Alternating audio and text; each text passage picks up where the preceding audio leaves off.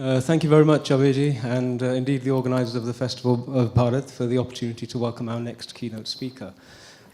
We've had an incredible day today. I've just been talking to a number of people here, and the word magical was used. The words that have been used have been, some things were anticipated, but there were unanticipated delights. And I always gauge the success of an event like this on the number of times we're brought to the verge of tears by something somebody has said. It means we've connected and we've understood, we've had that transference. Now, I have the honour and privilege of introducing our next guest, who I have heard, I've had the honour and pleasure of listening to him speak in the past, and so I'm not going to take too long, but there are just one or two things I'd like to say in terms of context and the Festival of Bharat here.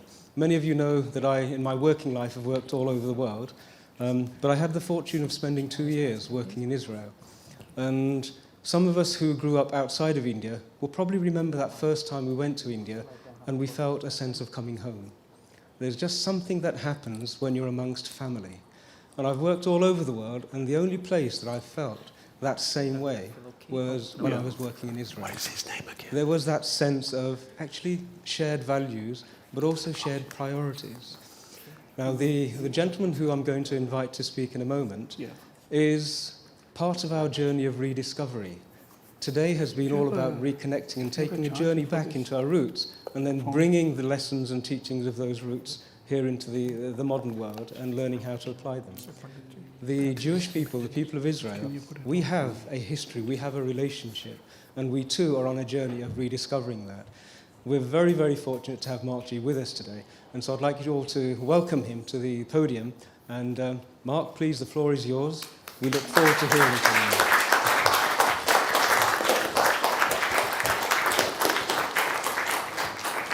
Thank you very much. Thank you for those very, very kind words of welcome.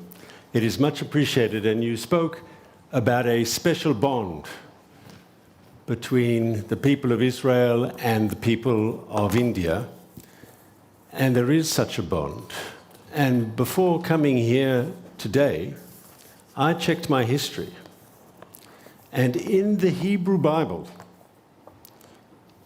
specifically in the book of Kings,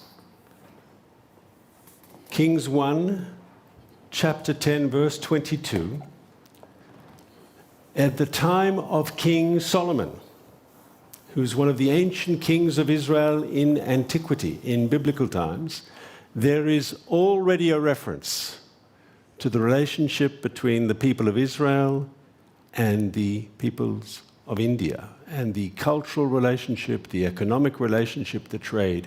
So the friendship and the cooperation between our two countries is not something new. It's something that dates back more than centuries, more than a millennia. It's important to know. I also want to say something that needs to be said. The Jewish people, when we lost our independence in our homeland, we were scattered across the planet.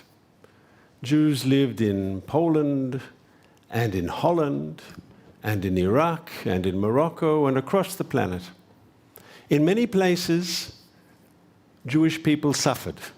In many places, Jews faced discrimination.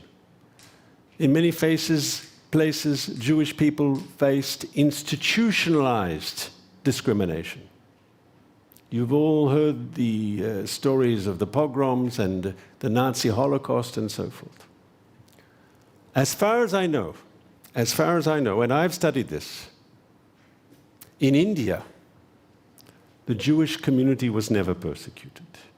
That Indian civilization, unlike others, unlike Christian civilization in Europe, unlike some of the peoples in the Middle East, in India, there was never a phenomena known as anti-Semitism.